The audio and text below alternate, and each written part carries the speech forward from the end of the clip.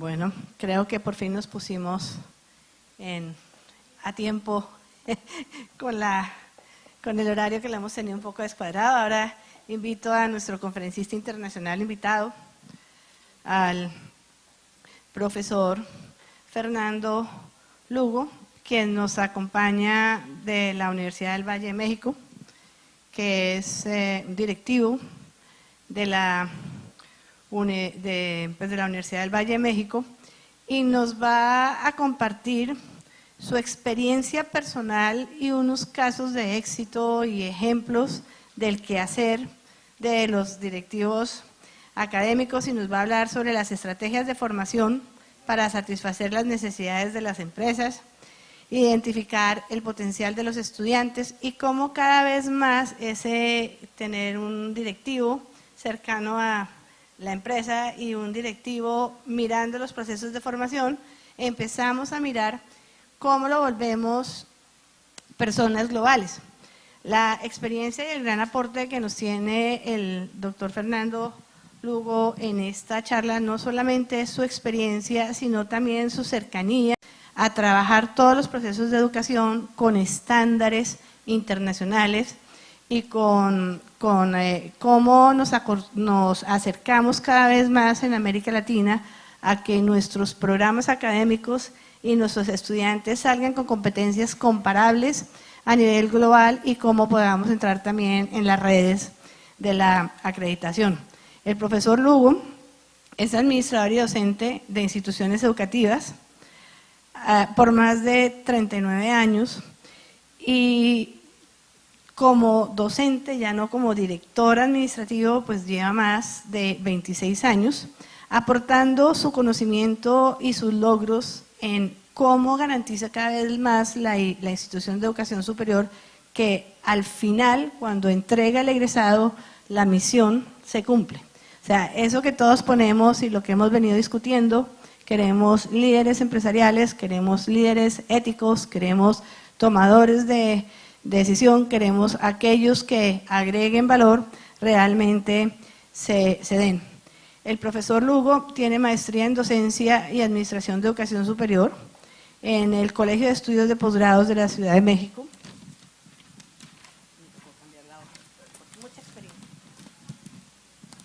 Es licenciado en administración, es par evaluador del Consejo de Acreditación en Ciencias Administrativas y Contables de CASECA, y también hizo estudios de arquitectura en la Universidad Nacional de México. Fernando, muchas gracias por haber aceptado la invitación, no solo como ponente, sino como investigador, y traer aquí además investigación. El auditorio es todo tuyo, tenemos media horita antes del break para que nos hagas tu exposición y damos 5 minuticos para preguntas. Muchas gracias, Fernando.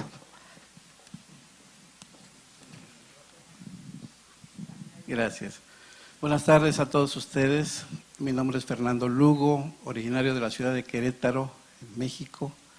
Sin embargo, a los 9 años de edad, mis padres me mandaron a vivir a la Ciudad de México y ahí me quedé ya toda la vida. Efectivamente, estudié arquitectura, egresé en el año 72, ahí empecé a dar clases de matemáticas y volteó la cara, y ya llevaba 9 años dando clases de matemáticas y la docencia me absorbió. Sin embargo, algunos dueños de colegios me vieron potencial para ser administrador. Y entonces empecé como coordinador, después subdirector, director general.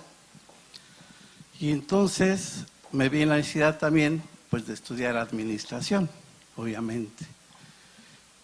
Y hace poco me titulé como administrador, en el año de 2009. Me titulé como administrador y fue cuando hice la maestría en educación. Mi presentación va a ser un poco ecléctica, porque efectivamente lo que mencionó la doctora Becerra, lo envié como propuesta para mi presentación.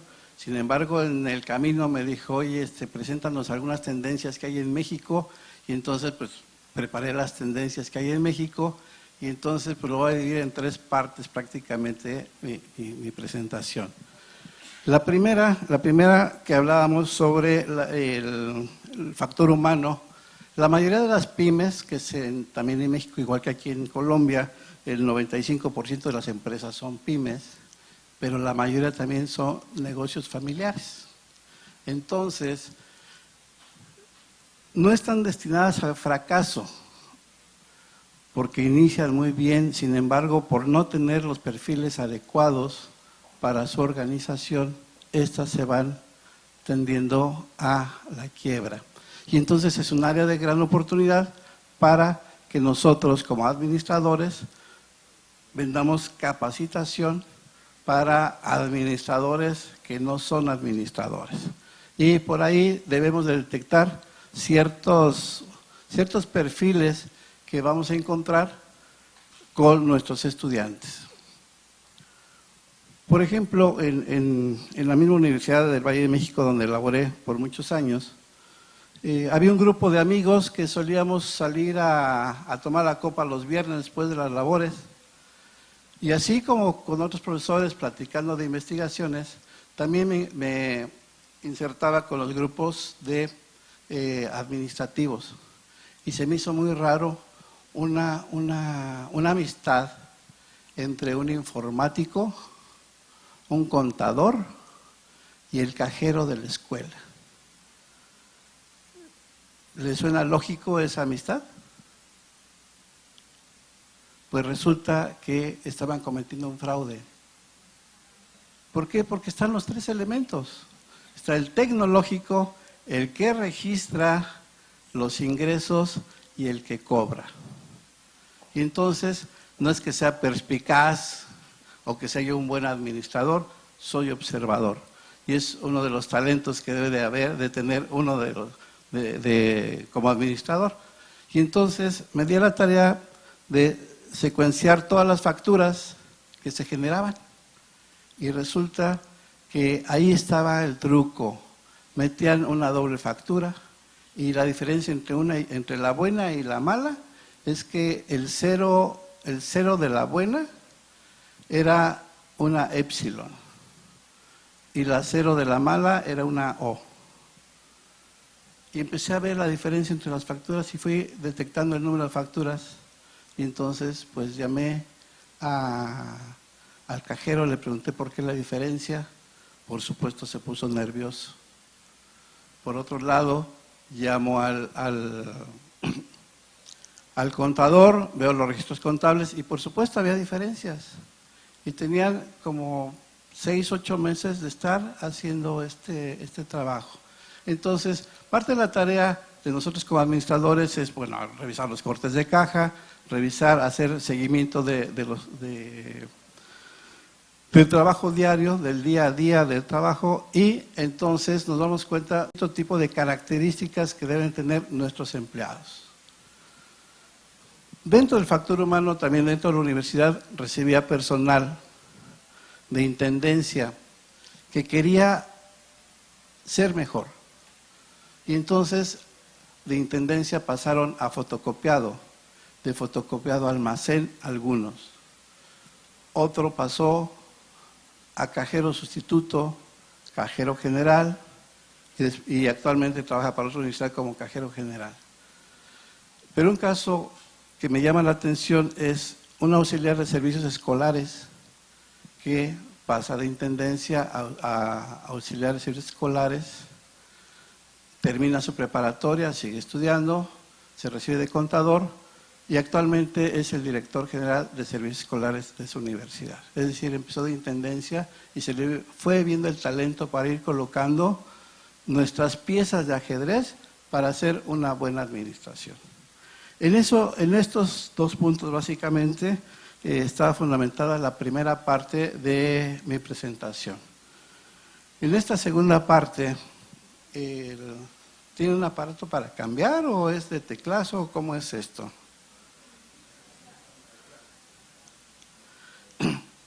En la segunda parte de mi charla voy a hablar de la enseñanza educativa para el siglo XXI en México.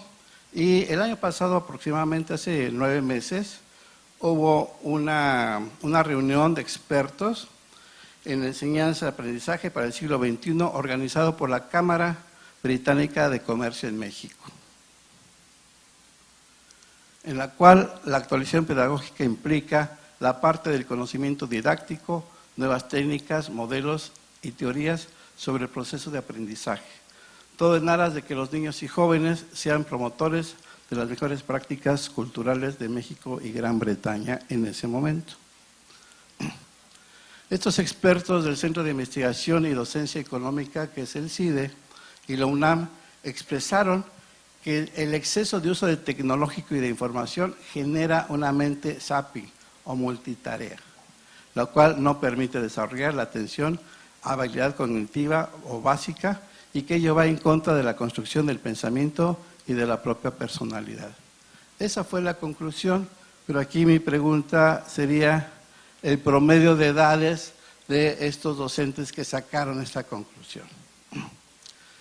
Al término del trabajo, ¿y por qué el promedio de edades? Les decía que soy par evaluador y visito diferentes instituciones en el país y algunas aquí en Latinoamérica. Y entonces cuando preguntamos el promedio de edades de los docentes, por lo menos en los tecnológicos de educación pública en México, el promedio de edad son 55 años de edad de los docentes. Y son profesores que uno les pregunta, ¿qué haces? Y te dicen, pues estoy haciendo antigüedad. Es decir, están pasivos, ya no se mueven y mucho menos les interesan las nuevas tecnologías. No sé si tengan algún compañerito por ahí en la escuela donde laboran. Las 8 herramientas didácticas para el aprendizaje significativo. Para facilitar un poco esta labor hemos reunido 8 tendencias educativas.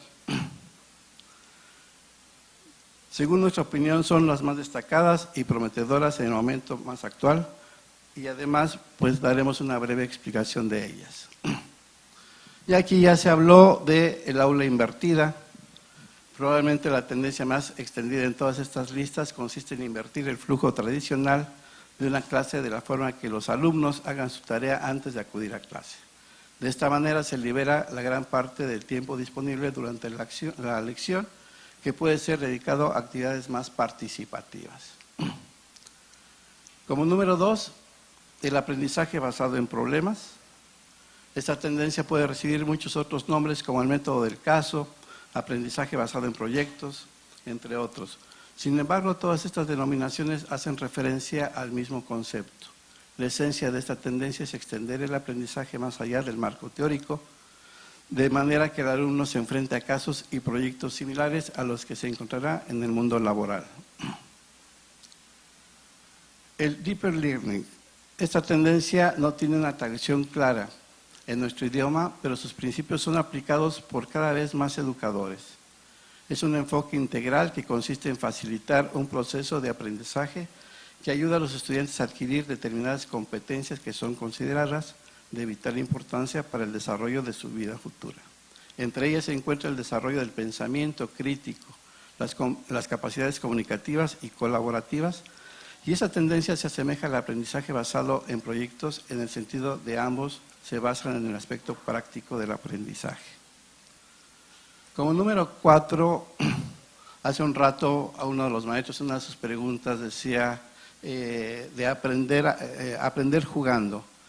Uno de estos elementos básicos del aprendizaje es que todos los expertos coinciden en la motivación del estudiante y esta es precisamente la base de esta tendencia. Se basa en convertir el aprendizaje en un juego para que el alumno aprenda casi sin darse cuenta. Este método lleva muchísimos años en la educación infantil y también en determinadas materias y podríamos explotarlo. El mobile learning. Los teléfonos móviles forman parte de nuestra vida y nos acompañan en cualquier lugar. Para ello son el medio ideal para extender las fronteras de nuestro aprendizaje y acceder a contenidos educativos desde cualquier lugar. Trae tu propio dispositivo. Se trata realmente de una derivación del anterior, mientras que este se centra en el uso del móvil desde la perspectiva del aprendizaje. Hace referencia a la enseñanza y más concretamente al profesor que, en lugar de prohibir el uso de dispositivos móviles en el aula, los incorporan a su metodología y anima a los estudiantes a traerlos a clase para seguir la lección. En ese sentido existen numerosas apps educativas que nos pueden ayudar a poner en marcha esta tendencia educativa. El aprendizaje semipresencial, aunque el nombre nos pueda sonar raro en inglés, esta tendencia ya es una realidad en la mayoría de instituciones educativas. Se basa en la combinación de clases presenciales con contenido online, gracias a plataformas como Google o otros como Blackboard. Se ha convertido en una de las mejores opciones para llevar a cabo el aprendizaje de calidad.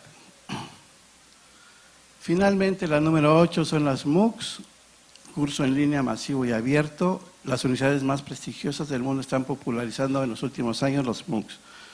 Curso online con números ilimitados de plazas, pero no por ello baja la calidad. Esta tendencia educativa permite que cualquier persona pueda tener acceso a una educación de calidad independientemente de su situación geográficamente económica. Estas 8 son una tendencia, es cierto. Otra por ahí también son los repositorios, que no en todas las universidades en México los tienen. La UNAM o otras 4 o 5 universidades, no sé si en Colombia también tengan repositorios, pero la participación de los conocimientos que genera cada universidad deberíamos de compartirlos. O sea, ya no es la época de tomar solamente un eje de aprendizaje o de enseñanza, sino tenemos que compartir entre todos estos conocimientos para generar otros nuevos.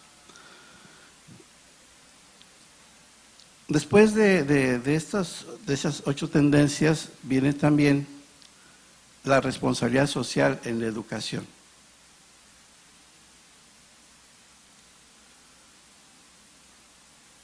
Es el modo de ser de una institución educativa, la ética que la constituye más allá de su discurso. Se refiere a la visión, misión y ética en su entorno interno y externo de corresponsabilidad de todos los participantes.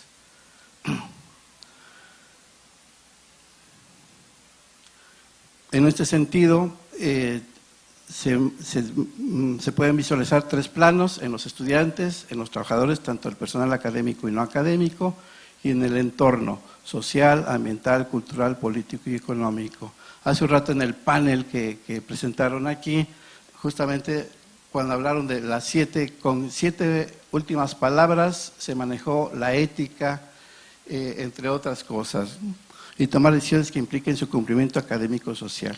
¿De qué manera se va a hacer? Solamente no hay otro rumbo, no hay otro camino más que la capacitación, el aprendizaje, la educación continua. Y este es un rubro también que no se ha explotado tanto. En las universidades en México, cuando preguntamos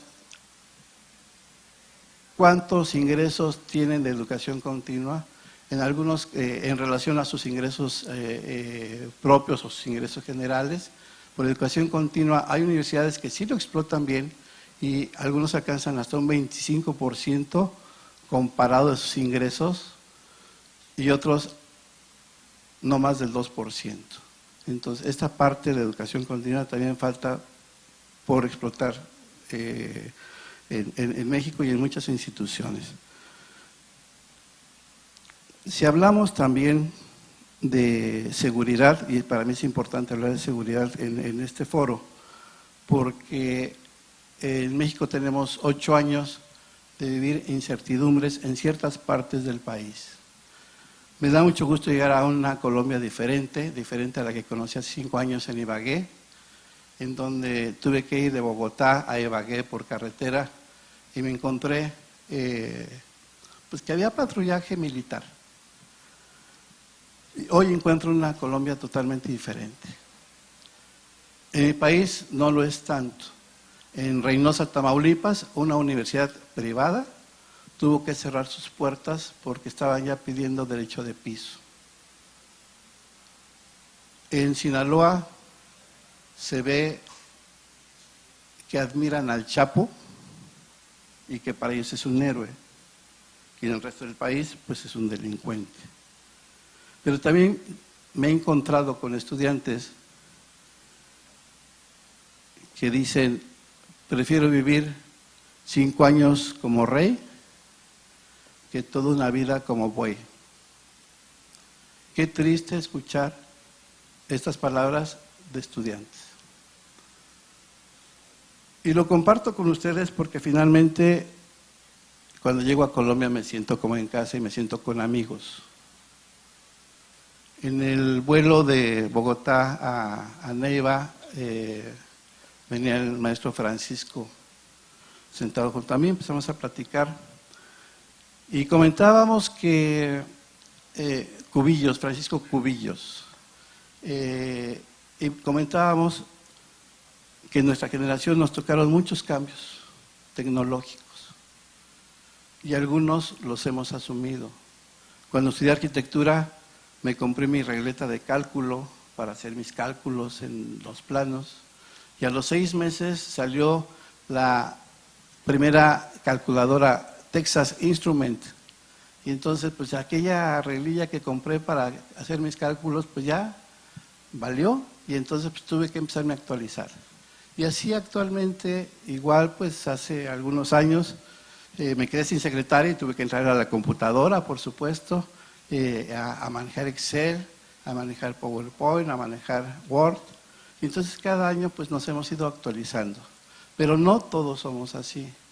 En este año cumplo 40 años en el ámbito académico y cuando salgo a veces me preguntan, oye, ¿qué se siente hacer turismo académico?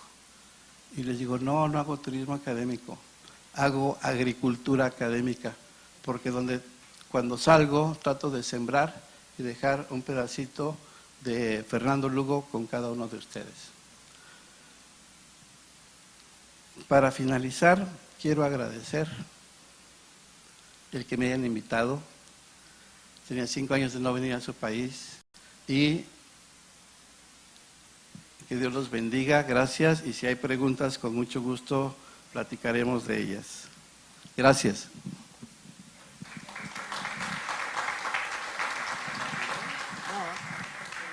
Perfecto. Sí, señor. ¿Preguntas? Ya. 1, 2, 3. Voy para allá. ¿Listo? Perdón, vuelvo y paso. Ahorita recojo el... Profesor Fernando, en primera instancia quiero manifestarle que su trabajo habla de responsabilidad social en México y mi inquietud, ya esta es la segunda vez que expreso esta inquietud y manifiesto y expongo la misma pregunta. En México, la responsabilidad social es obligatoria. ¿Tiene algún tipo de legislación que obligue al empresario o a la academia o a cualquier organización para que se cumpla?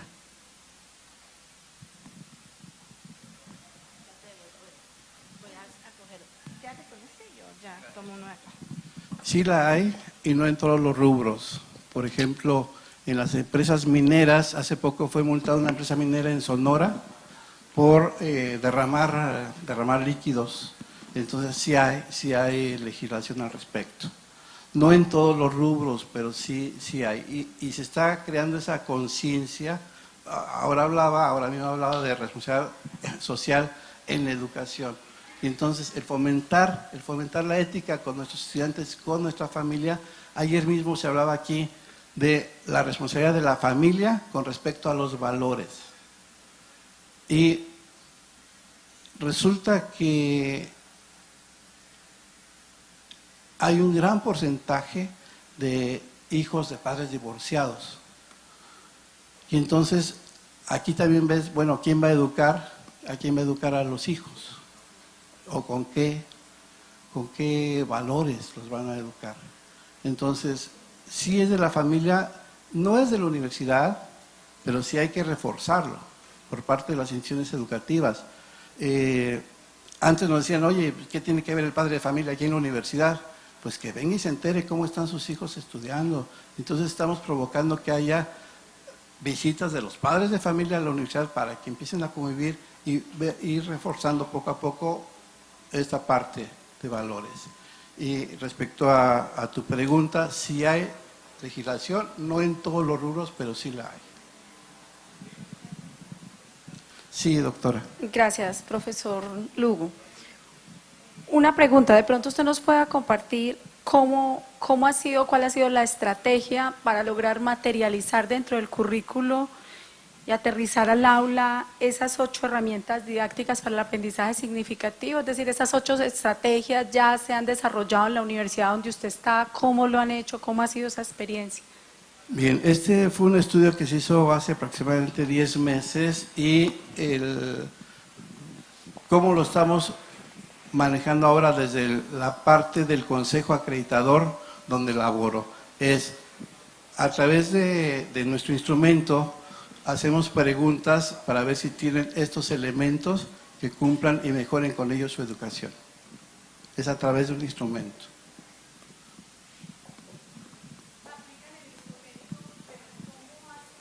Yo como consejo acreditador invito a las instituciones educativas que utilicen estas estrategias y cómo las presiono a través de mi instrumento, haciendo esas preguntas para que hacer que las cumplan en un periodo de 18 meses a 3 años y que poco a poco las vayan implementando y después ver su impacto.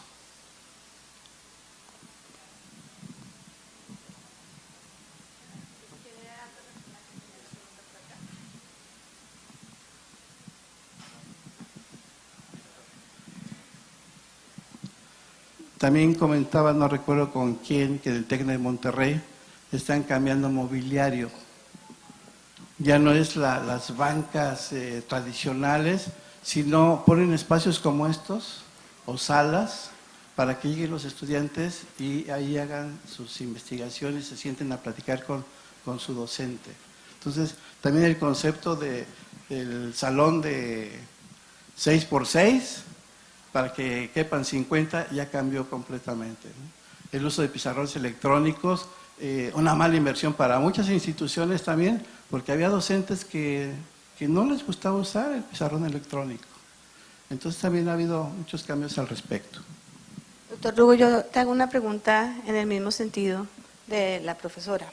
Digamos, yo te entiendo que como agente acreditador, el instrumento, lo que yo miro es qué grado de avance tengo para usar las herramientas y que se estén cumpliendo en mi misión. Cuando tú hablabas que una de las didácticas era aprendizajes basado en problemas, aprendizajes casuísticos, aprender haciendo, cursos, los cursos invertidos, digamos, el instrumento lo que me permitiría a mí es medir en qué manera logro que realmente el estudiante desarrolle esas competencias usando estas herramientas para la toma de decisión, o hay alguna forma en que me den a mí un instructivo de cómo dentro de mi currículo yo implemento esas prácticas o esas metodologías.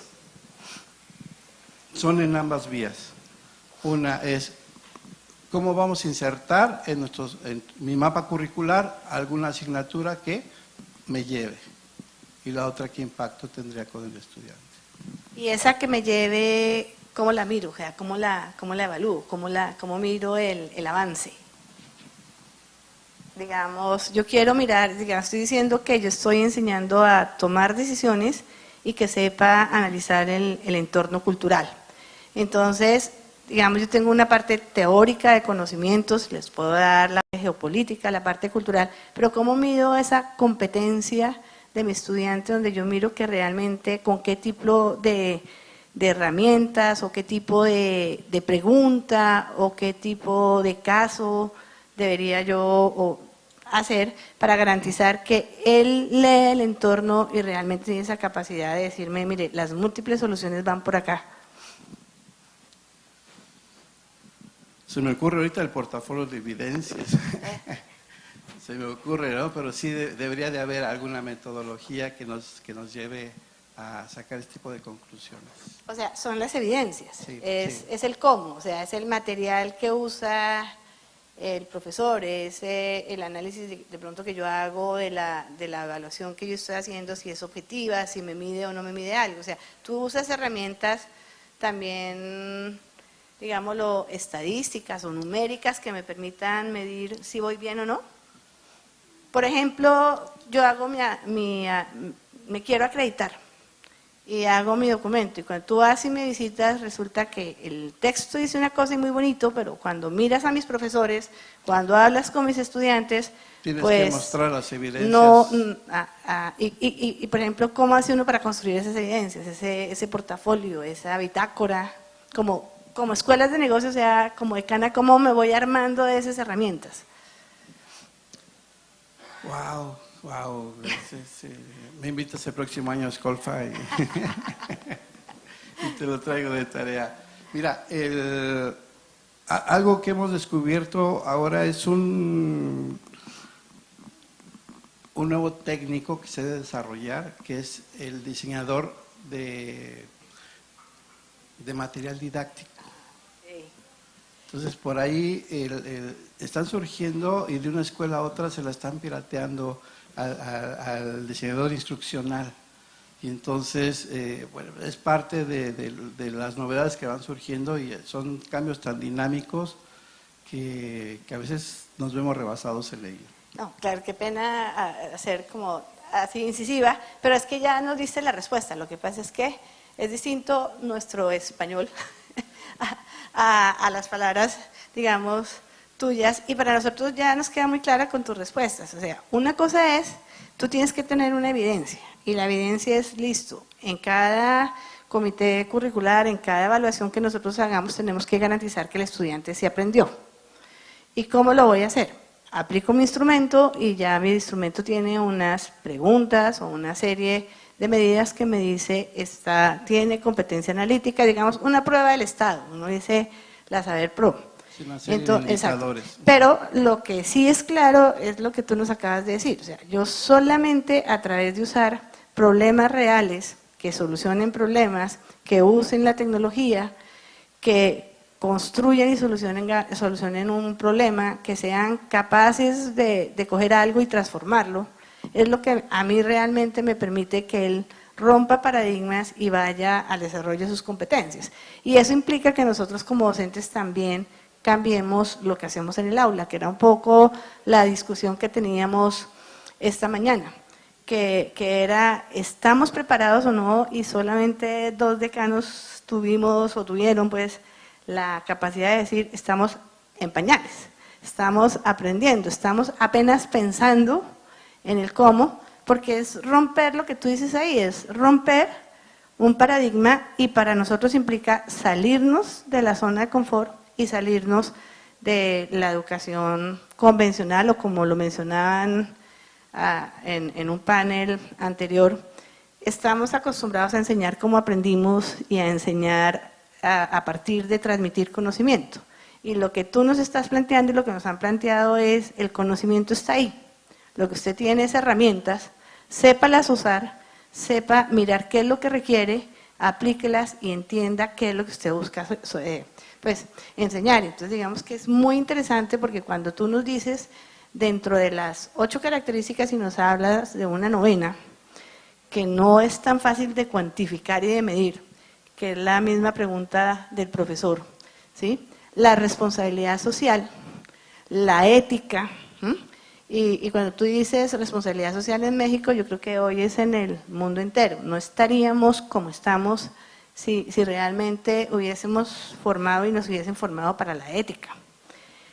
Y la pregunta, pues yo creo que la vamos a dejar para irnos a tomar el refrigerio para todos, es, esperemos que en un año estemos acá dando resultados de qué hicimos para que en nuestro currículo oculto, porque es que la ética, la responsabilidad social, y yo comparto mucho lo que decían ayer nuestros empresarios, no es de una clase, no es de dar una cátedra, sino de vivenciarla. Entonces, cuando tú hablas de un aprendizaje con experiencia, esa experiencia debe demostrar por qué no debe uno enseñar las finanzas para un Wall Street, o cómo no debe firmar, sí, para que pase lo del lobo de Wall Street, para que no tengamos una crisis como la del 2008 y la del 98. O sea, yo creo que a todos nos queda, después de esta reflexión, es qué vamos a hacer para que el intangible de las competencias que nos está pidiendo el mercado quede tangible en nuestros currículos. Muchas gracias. Es correcto y mira, finalmente en la comunidad platicaba de que ustedes tienen una gran ventaja geográfica. Tienen mar al Atlántico y mar al Pacífico. Y ustedes deberían de ser una gran competencia para Panamá.